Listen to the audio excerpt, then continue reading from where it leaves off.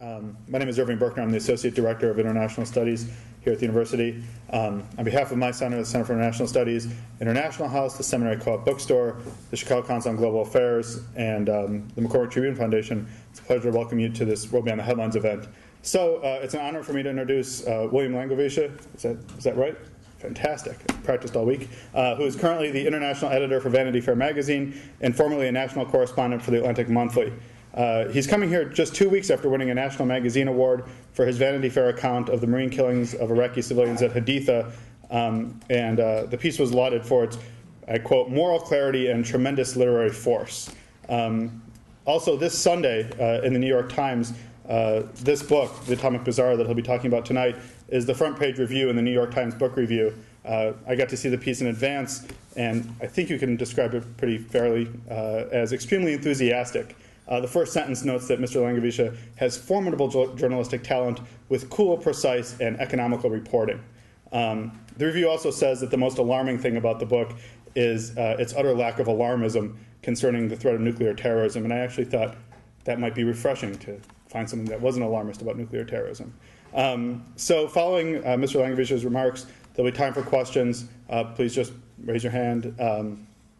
We'll do that till about 7:15, and afterwards, you're welcome to help yourself to food, and of course, buy many, many copies of the book. So with that, please join me in welcoming William Langewiesche.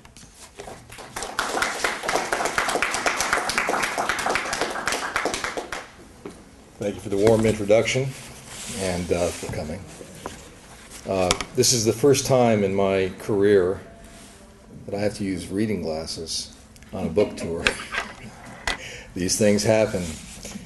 So, look, I am I'm not a professor, and I'm really not I'm not a scaremonger. I'm a pretty simple guy. I get paid to go out in the world and observe and write my observations down. That's what I've been doing for years. I'm not an expert on nuclear matters, but I've observed them now for a few years carefully, and have been asked to do that by the Atlantic Monthly before working for Vanity Fair. This is primarily work I did at the Atlantic, and by now is in book form. And so I come at this subject in a way probably somewhat differently than other people do, maybe less politicized, and in a very earnest attempt just to see it clearly. Part of that is that I think that there should be limits on fear in general, including if we find that we are on a track to self-destruction and death in one way or another, whether personally or collectively. There's a limit to how much fear we should allow ourselves. We should, of course, struggle against it and all of that, but fear is a major problem in this country. We've seen it after 9/11. I've spent much of the last 3 years in Iraq, looking at the effects of American fear on the ground overseas, and I think that has probably informed my observations of the nuclear problem. Ultimately, if we get hit, so what? I mean, to some degree, there has to be that attitude. With that in mind, you can then look at the problem and say, no, we don't want to be hit, obviously. We can do everything we can within reason not to get hit, within what is rational and possible in the world in which we live. And so this book really is just an attempt to look at that problem from a fairly cold point of view, in other words. Basically, the issue is proliferation. That is the spread of nuclear weapons, not the existence. I mean, we can just pretty much write off the possibility of a nuclear-free world. I mean, that's not going to happen, and we can all dream of it, but that's not a realistic. It's not a realistic basis for approaching this problem. These weapons are here to stay because the knowledge is here to stay. They're not that difficult to build, and they're not going to go away. We've seen no indication that these weapons are going away. Rather, they are slowly spreading. And I think if you look at the logic of what's going on, we had a period after Hiroshima, people like Oppenheimer and Einstein, they believed that this weapon was so easily spreadable and so destructive that it meant the end of the world. And they understood right away that that the yields of these weapons would increase and that we would have overkill capability and that anybody pretty much could have these weapons. The genie, as they said, was out of the bottle. And they predicted that they took radical steps. They were arguing in public for the sort of the abandonment of war, the merging of nation states. People like Einstein and Oppenheimer, they were saying fairly radical, highly idealistic things. Well, they were a little bit wrong in that they didn't forecast the balance of terror. That is, mutually assured destruction. We all know about it. That kicked in, and it did have a strong stabilizing. Basically, the Cold War, with all of its dangers, had a strong stabilizing effect on limiting the spread of nuclear weapons. After the Soviet Union disappeared, things changed, and the umbrellas that used to offer assurances to other countries pretty much went away. It was no longer believable that either Russia or the United States was going to go to nuclear war at the risk of the end of time over your local political problems, because the Cold War had gone away, the incentive wasn't there. So suddenly, a lot of countries in the world found themselves in a position of coming out from under these umbrellas that were believable umbrellas of nuclear security in a nuclearized world, and facing the need to build weapons of their own. And we're talking about the proliferation now of nation states, not of terrorist groups. This book is subtitled The Rise of the Nuclear Poor. I mean, you could say developing nations or undeveloped nations or third world, whatever term you want to use for them.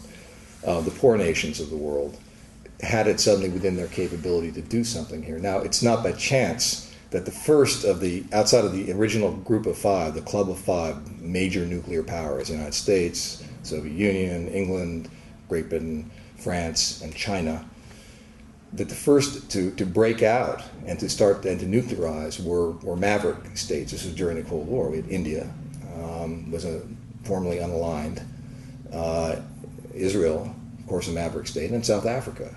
They all became nuclear armed.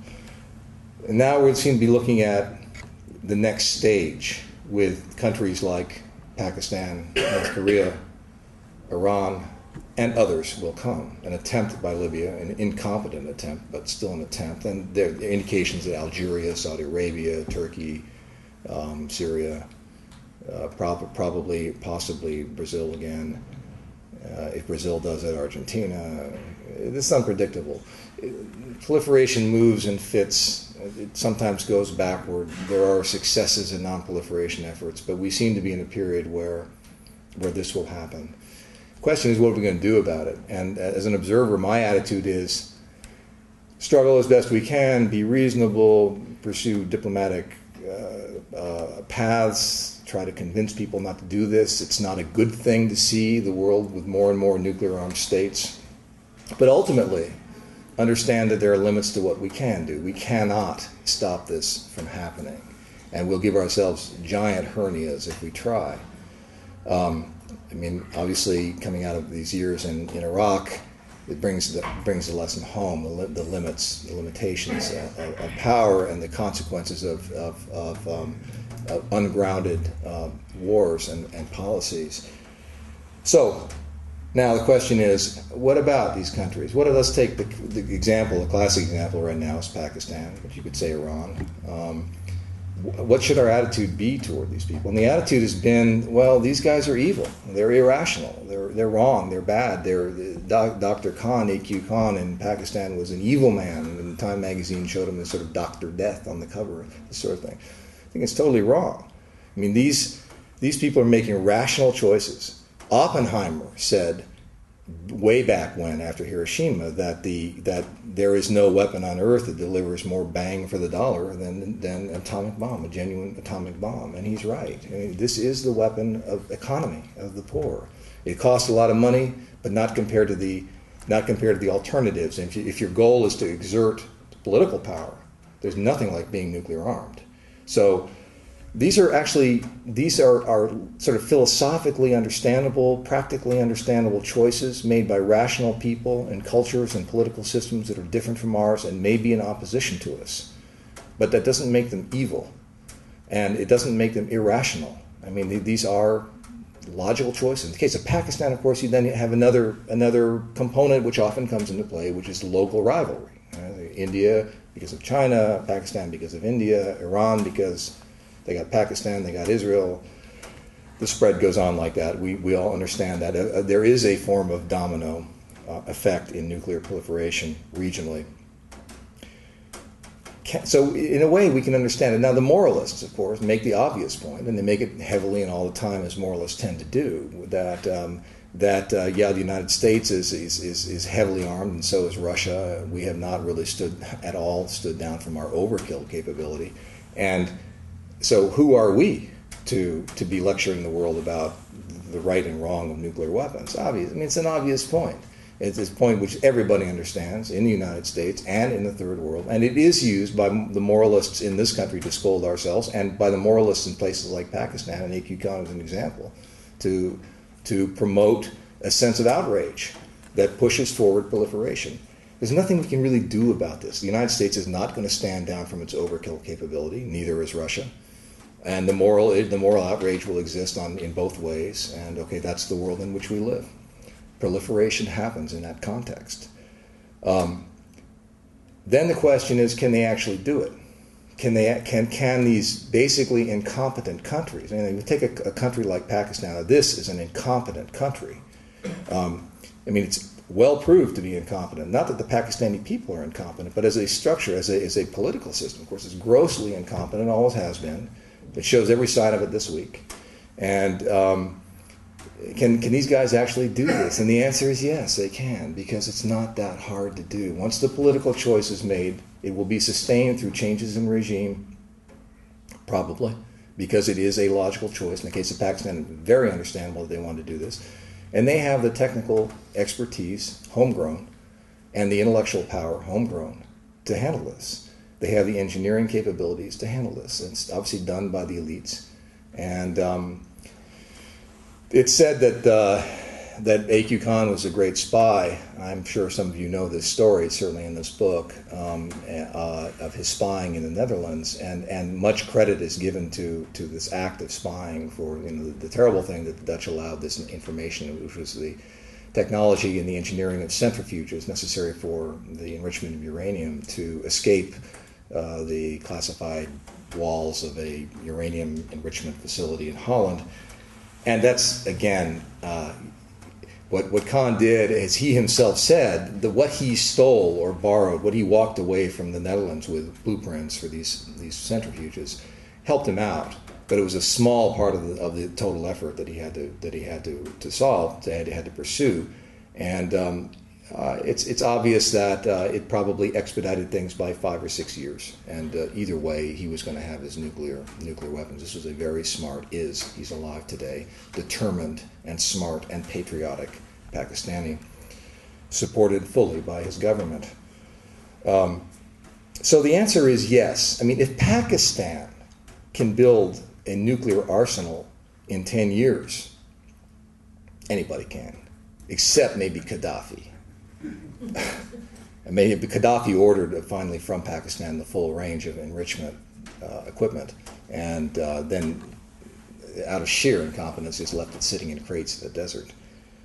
Never used it. Too much oil money, not enough brains. That's a problem the Texans have also.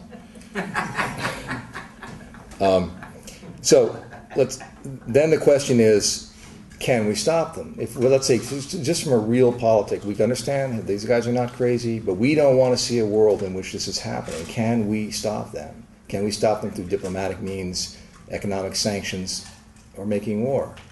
And the evidence is mixed. I mean, yes, you can stop. Some countries can be stopped. In combination, all of those things can work. Other countries, there's no way you're going to stop them. And if you take the example of Iraq, a country, again, keeps coming up tonight, but Iraq did have a nuclear weapons program, and it was basically stopped by a combination of force. I mean, the Israelis hit it first, a reactor, and then the first Gulf War occurred, and it froze the weapons development. They did have a weapons development program, and it was moving quite well along, and they were toward having atomic bombs. You can go in and bomb facilities, in other words, but one thing you can't do is you can't bomb ideas out of people's heads. either the political motivation or the knowledge. And this knowledge is public domain. It's not that difficult to do. So you can set a country back, but at what price? At what price regionally in terms of your own overextension of political power and military power and all of the problems we now are very familiar with in the Middle East. So that is the question: what price do we pay to set them back? We're not really going to be able to stop this process. And really, what I'm saying in this book is, maybe we should learn to live with it, live with a world in which many countries with opposing ideologies and many poor countries with incompetent political systems have nuclear weapons. I think we're going to see it, and I don't think there's much we can do about it. Now, what is it?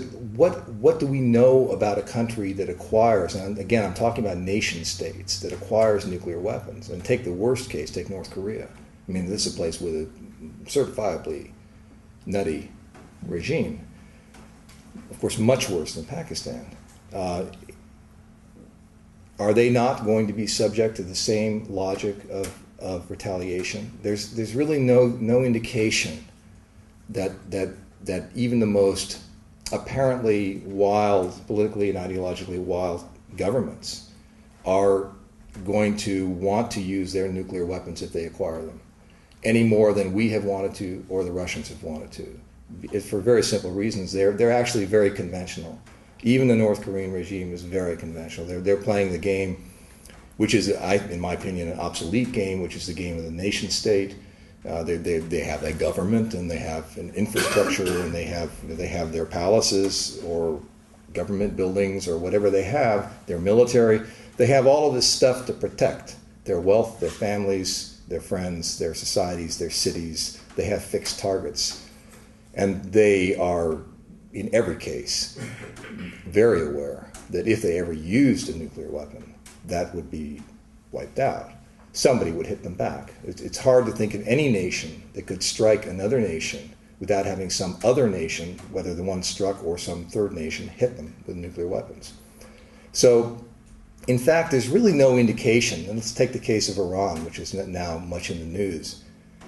The Iranians claim they're not building nuclear weapons. Of course, this is nonsense. The Iranians are building nuclear weapons. They're following the same pattern that the Iraqis did, by the way, and that the Pakistanis did, and everybody has done, including the Israelis, of denial. Of course they're building nuclear weapons. They're going after it as hard as they can.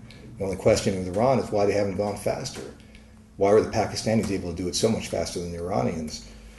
Because, of course, Iran is a very competent society, and traditionally very competent. And so mystery, but in any case, they are in the pursuit of nuclear weapons. Now, does that mean that once they have these weapons, they're going to hit Israel? Or are we going to believe the wild declarations of the president of Iran that Israel should be wiped off the face of the earth? That he's actually going to try to do that? At what cost to him and his country? It's highly unlikely, highly unbelievable that he would do that. Possibility exists, but we live in a dangerous world. And there's really nothing we can do to stop it. That's the point. So maybe we should learn, or we can learn to look at this problem in a way that is more sort of livable, that we can actually learn to live with an Iran that has nuclear weapons in a dangerous neighborhood for logical reasons.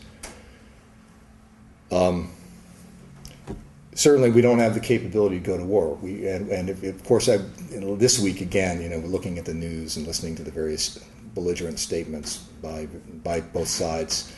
You wonder if we strike their facilities, if we take them out with cruise missiles, what the consequences would be to us, to the United States, to the oil, and to all of that, and the Straits of Hormuz, and all of that. So anyway, this is nothing that everyone doesn't already know.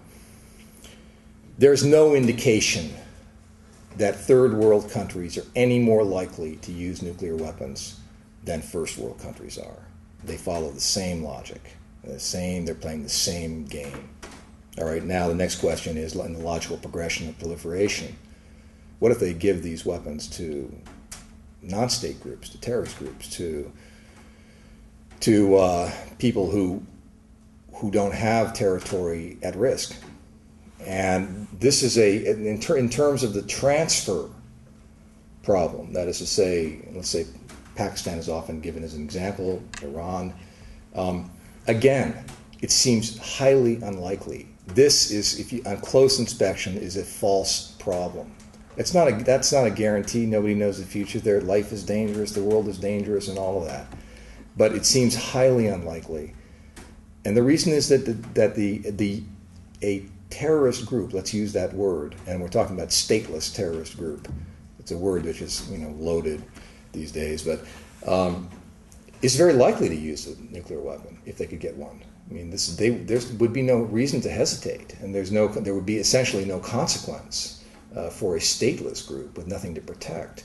So, if you are violently opposed to the United States as a government, let's say you're Iran 5-10 years from now, and even more angry than now, and you want to hand a weapon over to a terrorist group to hit New York or Chicago.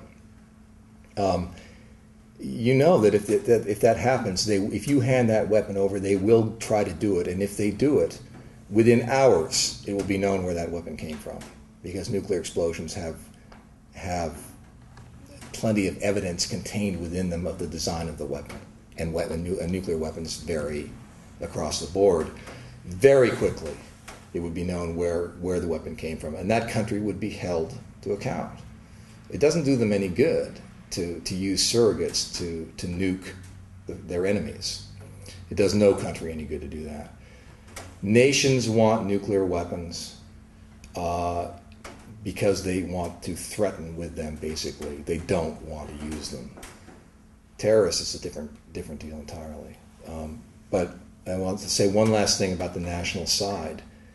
The problem for a country that wants to have that kind of political power, nuclear weapons, is that one or two weapons doesn't do the trick. They have to have the ability to continue to manufacture the weapons. And the key here with the manufacture of any nuclear weapon is in the fuel. The difficult thing is the fuel. To the enrichment of uranium, the extraction of plutonium, much more difficult than the design of the weapon. You can then go to the nth degree in miniaturization in missiles and make it as nice as military, fancy, whatever you want. But basically the problem is you have to manufacture this stuff, and that's a big industrial project.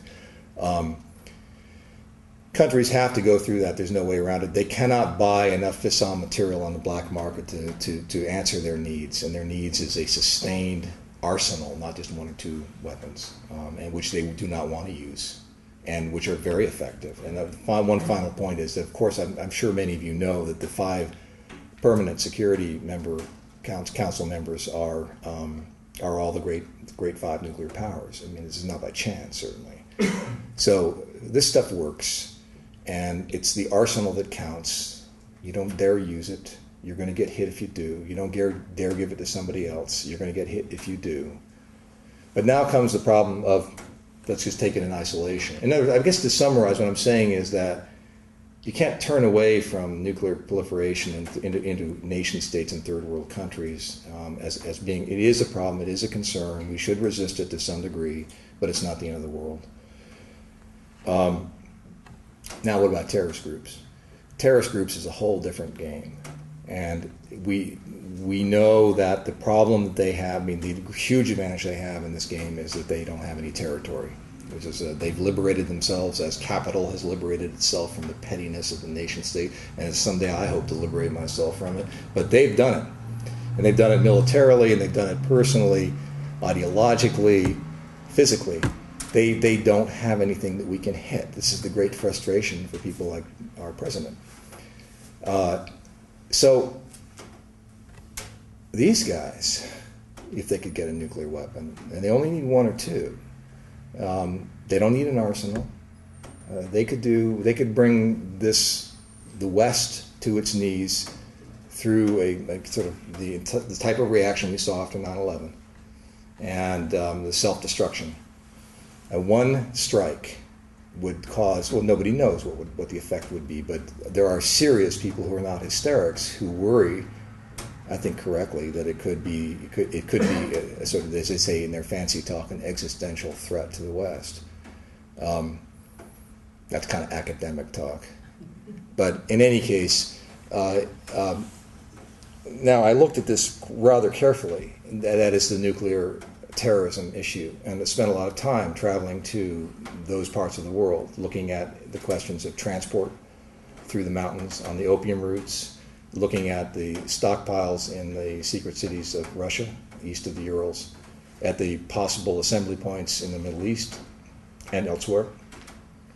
And I came away with the following idea.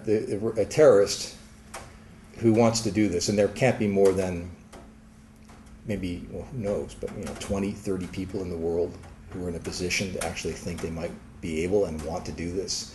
It's a very small group of people. They've got to have money, they've got to have intent, they've got to have competence, they've got a variety of things. There aren't that many people. It's a very small market.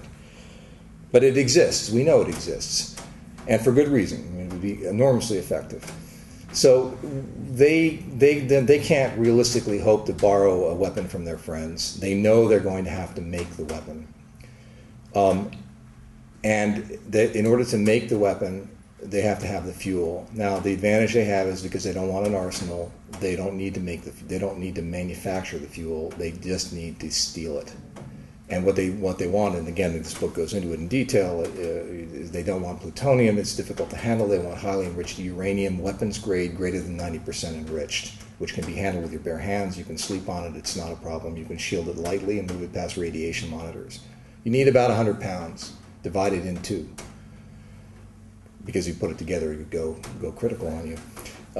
So you need two lumps, two bricks, this very heavy stuff. And where do you get it? Well, the world has got quite a lot of it around. Weapons grade, I'm talking about. Not stuff associated with nuclear power plants. There's very little crossover here.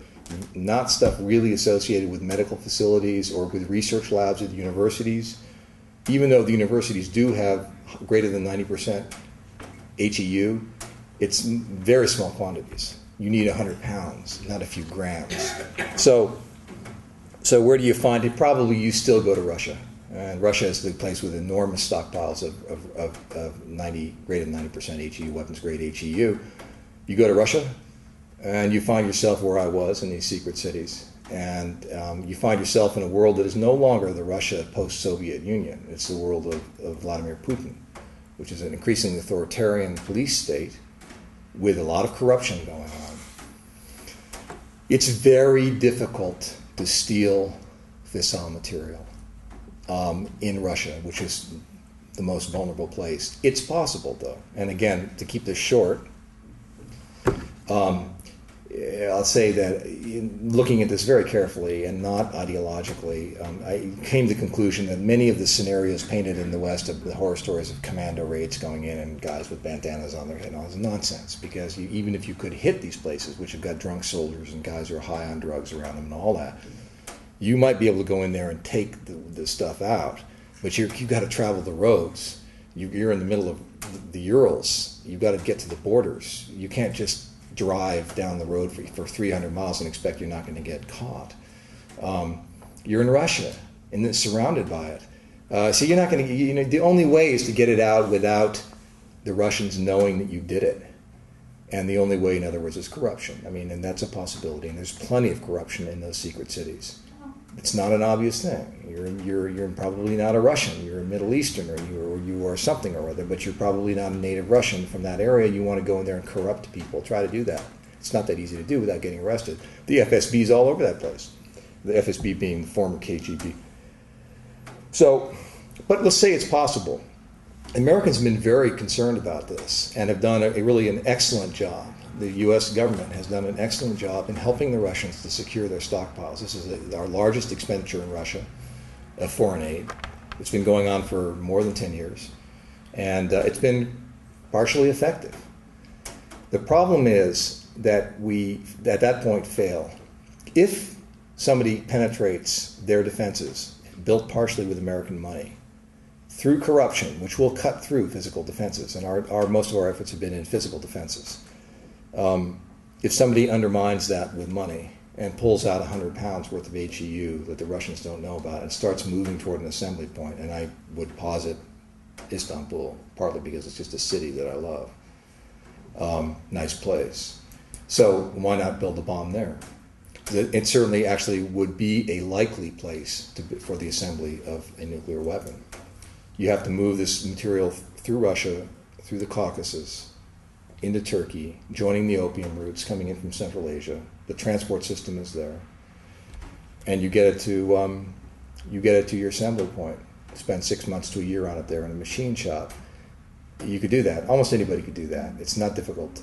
Our American efforts fail at that point. At the point where we have lost in Russia, that is, they've got the material, we really don't have any defenses. And just to lighten this up a little bit, I will do one thing. I will read you something from the book. This is not a book reading. And this is typical of what of American or European governmental thinking. Faced with this possibility of fissile material being smuggled across the land borders of the Caucasus, we have gone into places like Armenia and Georgia and attempted to help the governments there strengthen their borders with our great expertise. And it's this incredibly governmental way of seeing things, of the problem. What they're doing is they're building border posts and putting in radiation monitors at border posts. But these places are nothing but narcotics smuggling and every other kind of smuggling going on. So I'll just read you something. It said, in Washington, I spoke to one of the many officials in town who, though carrying out their assignments reasonably well, are too nervous about domestic politics to dare being identified. He described an NSA, basically a federal effort, called the Second Line of Defense, capital S, which installs radiation monitors at border crossing points throughout the former Soviet Union, and especially along the likely smuggling routes of Central Asia and the Caucasus. South of Russia, the program is most fully developed in the troubled Republic of Georgia, a skeletal nation threatened by separatist enclaves and barely able to keep warm through the winters. The official said, and this is in Washington, the Corps of Engineers is working with U.S. Customs to build a whole new border crossing facility in Georgia, and we're in the process of installing upgraded radiation monitors in conjunction with that. I said, I guess I can see the logic of the radiation monitors, but why are we building customs stations for the Georgians? And then he says, it's a joint venture to try to control smuggling. And then I say, it's amazing. Georgia is one of the most corrupt nations on earth. Many of its politicians are crooks. Its officials routinely steal. Its economy is based almost entirely on black markets. Its people have nothing to survive on if they do not hustle. I said, why should we care about ordinary smuggling in Georgia? Cigarettes, vodka, fuel, for that matter, narcotics? What I meant was, if even the ordinary black markets of Georgia are seen as a threat, where does the impulse to impose order end? He stayed in his lane but executed a tidy reversal. It's a good question, he said, and I don't know that I have the answer, but the genesis anyway was nuclear. So I guess in conjunction with our new equipment, it makes sense for customs to upgrade the stations. This is how government works. In urgent response to the attacks of September 11, the U.S. Customs Service was absorbed into the new U.S. Department of Homeland Security, where it was combined with the U.S. Border Patrol into a new agency named U.S. Customs and Border Protection, or CBP. Officially, the CBP says that it is the executive agent for a congressionally mandated multi-agency border security and related law enforcement assistance program to the former Soviet Republic of Georgia. Hoping to get some sense for the realities, I went to Tbilisi, the capital of Georgia, and the next morning headed over to the magnificent new monumental bunker-style U.S. embassy on the outskirts of the city for an interpretation. The Americans there had said they were willing to talk about the program, but now with their public relations minder sitting nervously in, they were so guarded that even off the record they ended up saying nothing at all. In any case, they seemed to be winding down in anticipation of a 3-day federal weekend. I forget which one. Georgian officials were more forthcoming when I mentioned my surprise that expensive improvements are being made to the ports of entry while the rest of the border remains utterly uncontrolled. A senior officer of the Georgian border guards nodded sympathetically and said there was some history I needed to know. He said the United States had initially given them funds to buy 3 helicopters from Ukraine with which to fly patrols.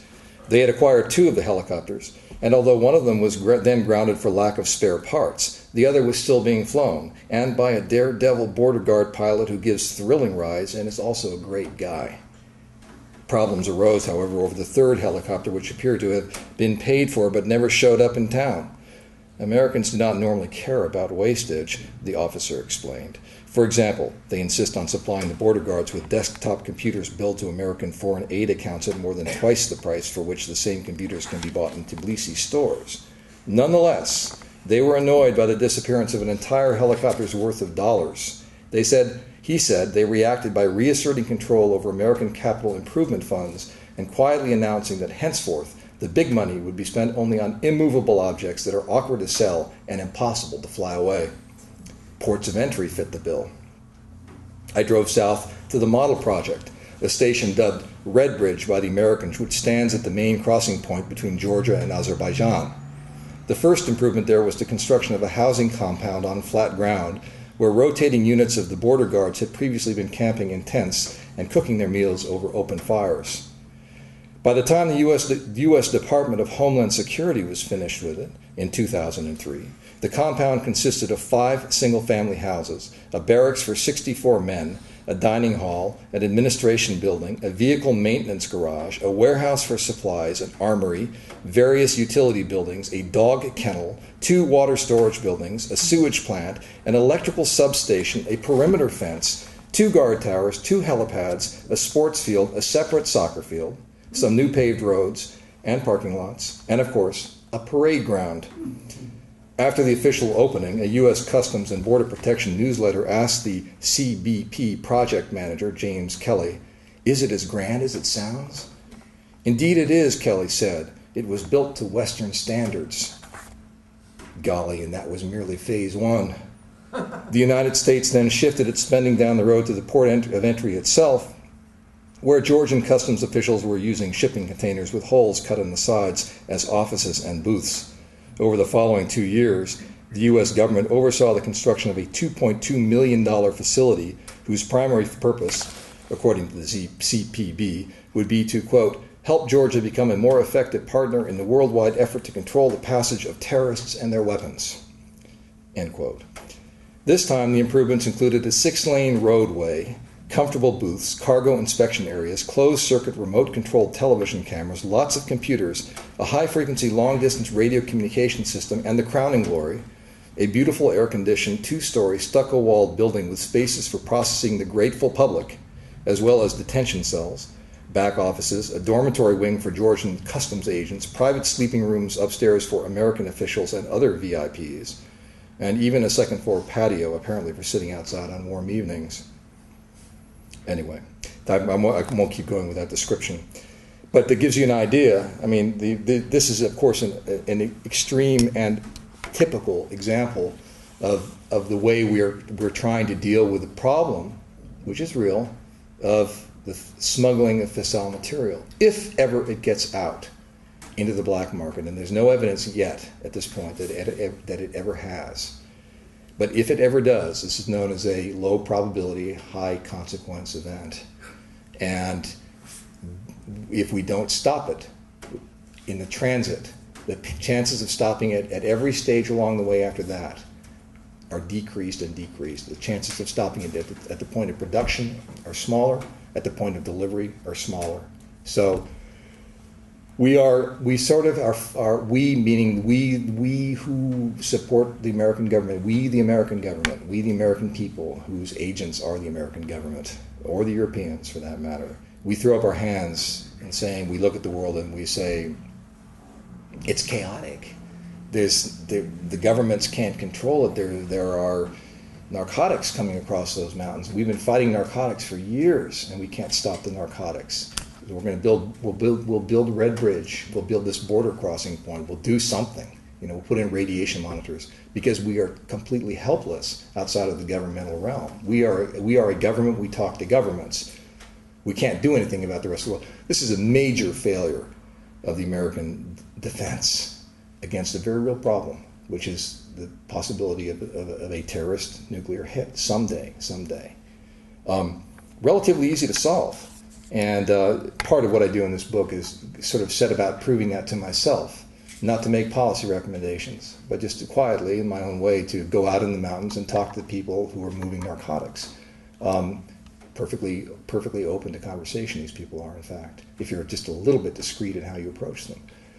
More to the point, what you find in places that appear to be chaotic, that are on the routes that fissile material could be moving on, you find in fact that there's very, very rare in this world is true chaos. Anarchy hardly exists. It exists temporarily, and very quickly some form of order comes in. Non-governmental order. And increasingly in the world we're seeing systems of non-governmental order coming in, not just around this story. But what you find quickly is you find the pattern. It may be in the form, as I saw between Turkey and Iran in the mountains there, of clans, large families, or it may be in the form of criminal organizations. It may be in the form of businesses. But one way or another, there's a form of order that comes in, and it's easily discernible. It doesn't take long, a few days. Who's in charge around here? You know, what goes on? Just ask a few questions. And the first time I started doing that, just as an exercise, in fact, on the border between Turkey and Iran, I told them I was an English professor. And just because, I mean, that was pretty innocent. And they, at some point, there was a limit to what an English professor could ask. They started saying, why is an English professor asking these questions? And I told them I was on vacation. I was interested in the world. And then when I went back again, I told them I'm a reporter, and people tend to understand that. And the conversations went a lot farther. The point is, it doesn't take much talent or effort to figure out what the structure is of control, and there's always some structure of control. But we are not tapping into it. If we did, we would be a much safer country for it, without suppressing our civil liberties, without throwing money away on port facilities in corrupt countries, without going to needless wars over something, well, this is something we can control.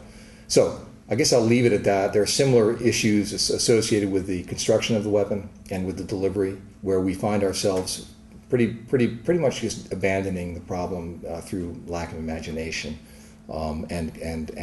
okay, so we could someday get hit. I guess finally there's one last thing, and that is that wouldn't it be wonderful to live in a world in the United States which would do the completely unrealistic and say in advance, if you hit us, we will take the hit. We don't want to be hit, but we'll take it, and we will not complain. We will not overdo our reaction.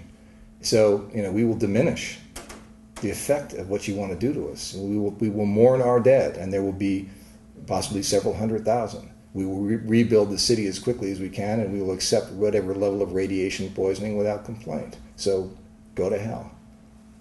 Hit us if you can.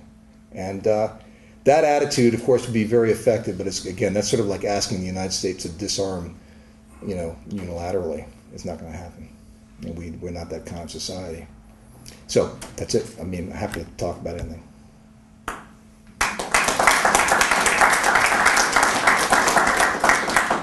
I like your talk, particularly the last comment. And I think, as you suggest, the USA won't do that. Why? This is a bias I have. I will incorporate in my question. The United States has lost the moral compass. It's demoralized, has lost the moral compass. Doesn't have the guts to be a big boy and say, no, I won't hit you back. My question is, what do you think? The Iranian people, what they think, the government people, politicians, whatever, what they think of their intimacy among themselves, upon the fact that Israel has many atomic bombs. Sure. It's a fact. Yeah, it's not just the Iranian people, it's of course the entire Middle East is very aware of this. Yeah, I say the Iranian people and also the Muslim people in that area. Okay, upon the fact that Israel has many atomic bombs. Mm-hmm. And the other fact is that our government, our mainstream press, act as I never heard of that. And said, well, the Middle East should be clean of atomic weapons, and therefore we should go after Iran to solve these problems and do not pollute this lovely land. I can't. I don't. Actually, I thought it's been pretty clear in the press that Israel has the weapons. But of course, the level of resentment in the Middle East. I mean, take Iraq. I mean, the level of resentment of Israel's nuclear weapons is very high. And if you look at Pakistan, it was very much in reaction to Israel. Now, I think Israel probably needs those nuclear weapons. So it's not to damn Israel. You know, Israel, a besieged state for whatever the politics are. I can understand the decision to go nuclear in Israel. If you ever wanted to see a place, a small place and very effective to have some nuclear weapons around, but that's not to deny that other people would be rather angry about that and might want to do the same thing, of course. So I just think this is the story of the world, and we'll see more and more of it, and we can learn to live with it. Being morally outraged about the Iranians acquiring nuclear weapons is, of course, silly. Well, the Iranian people, the other people, what did they? How do they read? How do they interpret the fact that our government, our free press, a democracy, does not acknowledge the Israel weapons? I can't answer that, sir. I would say that it probably depends on the level of sophistication of the Iranian. You know, I don't know the answer to that. Yes. Was A.Q. Khan a loose cannon, or was he following the? No. Was he following the policies? Oh of no, Pakistan's he was. government? Of course, he was following the policies of Okay. Pakistan. But he was an agent of the Pakistan. Yeah. Absolutely, no question about it, Okay. including in the sale of Okay. weapons. But he also, the odd thing about him is that in his personality, and I go into this in this book, he was a loose cannon. I mean, he became a loose cannon. He wasn't that in the beginning.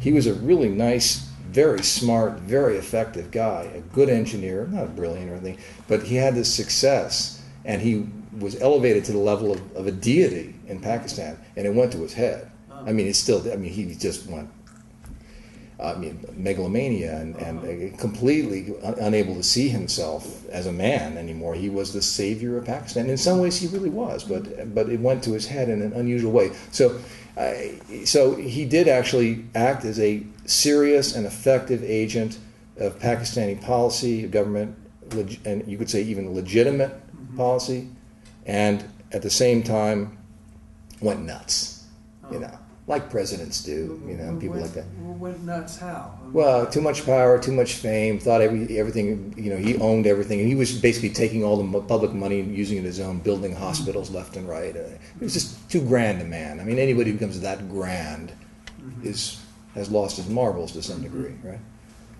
We're all sort of supposed to be equal under God. Yes?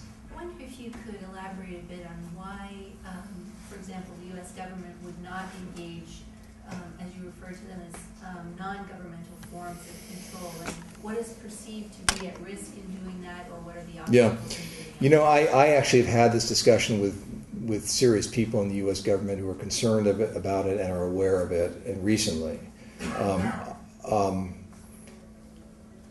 I think politically inside of Washington it's very difficult to do.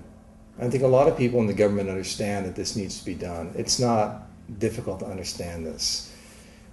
But there are political pressures and jealousies, and all of the dynamics of Washington come into play in a way that I have the luxury of ignoring. And they don't. Because there will always be some outraged congressman who forms a committee and then says, "You're dealing with narcotics traffickers? America or something like that." Okay, so there are those problems, and they're real problems. I mean, this is not something that they can ignore, but I can ignore it. And now, the other aspect of it is that there is this whole issue of force protection. And that's force protection is not just a military term.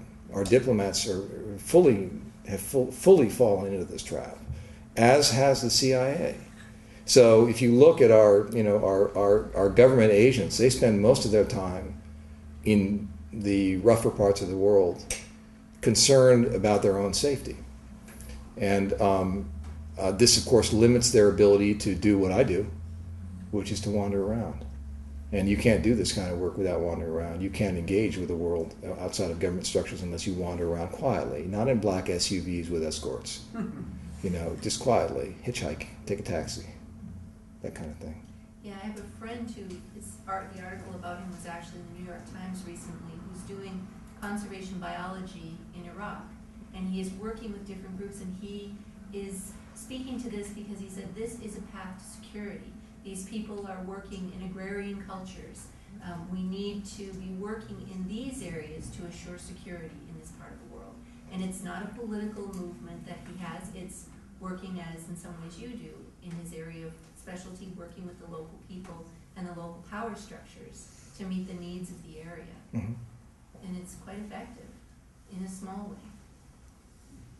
You know, so of course the government, I mean, the thing about the government is, as you know, is that the individuals are often very smart, very decent people, but they're trapped in a system which has a history and institutional weight and forces acting on it that are above and beyond them, and so that's the nature of history.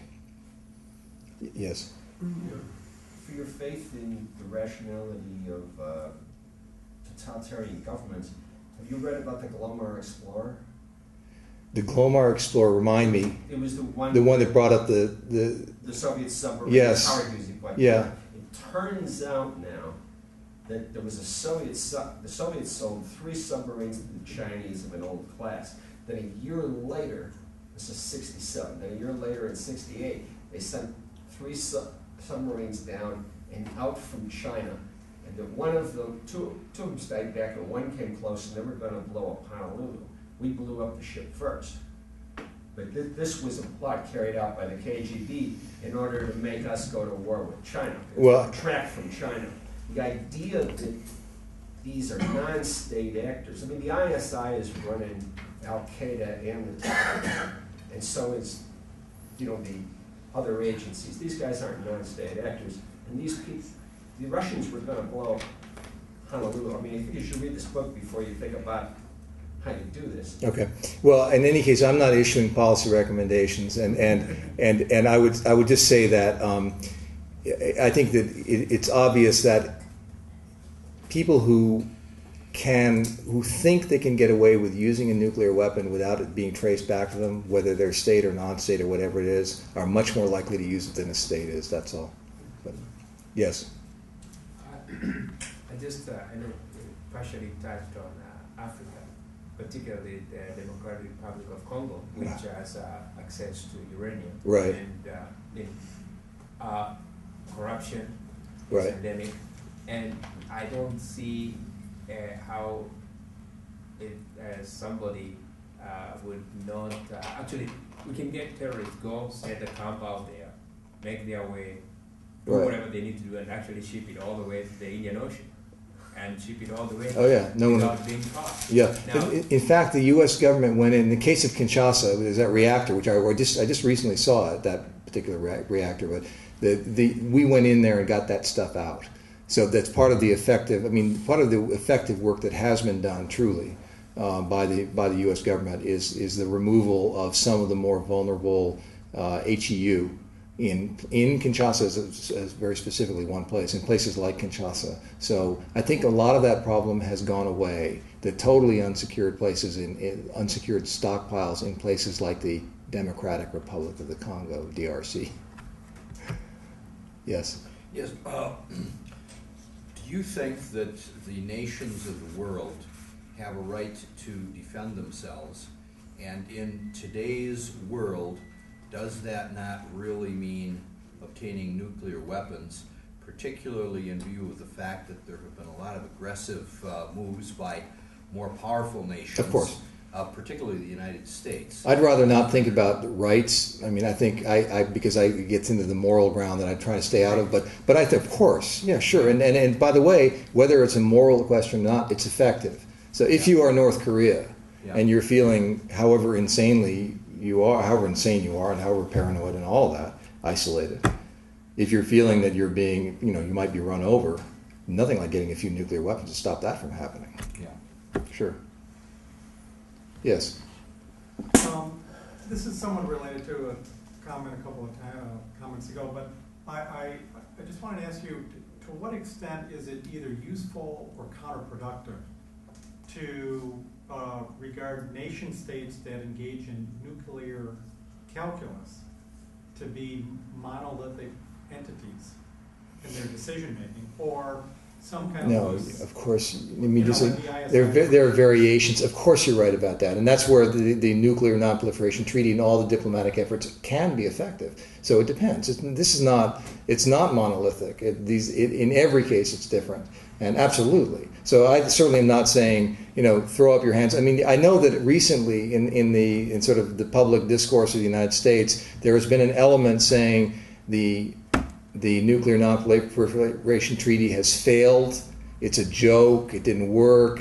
Walk away from it. That's, I think, completely wrong. I mean, it has been partially successful, and the dynamics changed according to the country and also according to the time. So, I mean, it worked a certain way during the Cold War. It's working less effectively since then. It's not a reason to walk away from it. In fact, it needs to be strengthened, and the export control laws that surround it need to be strengthened, and all of that. I mean, absolutely. It's not. This is not. I mean, I think it would be ideologically extreme to simplify things too much, and I don't do that in this book, and don't intend to do that. But there's a level of realism also that's necessary. That's ultimately when the NPT does not work, and there will be many cases when it does not work, and there have been. What do we do then? What do we do? Yes.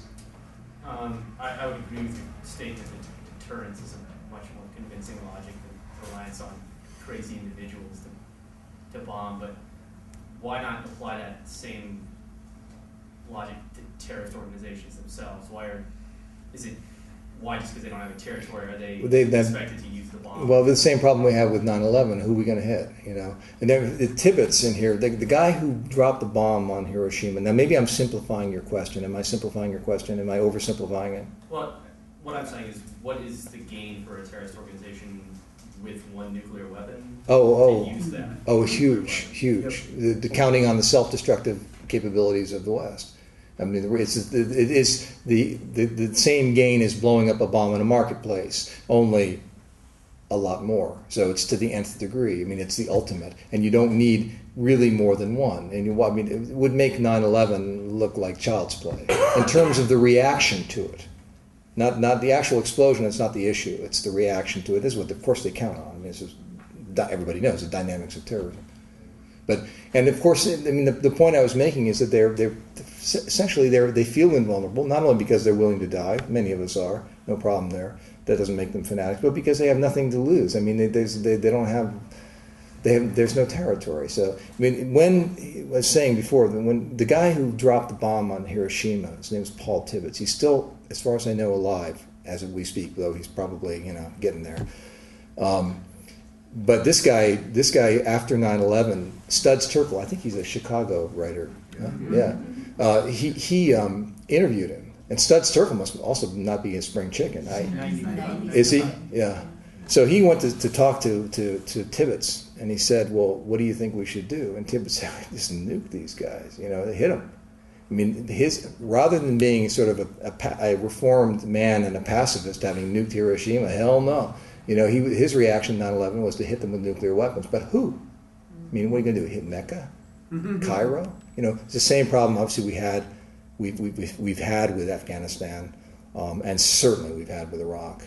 And you just don't know who these guys are, where they come from. We hit the wrong people routinely.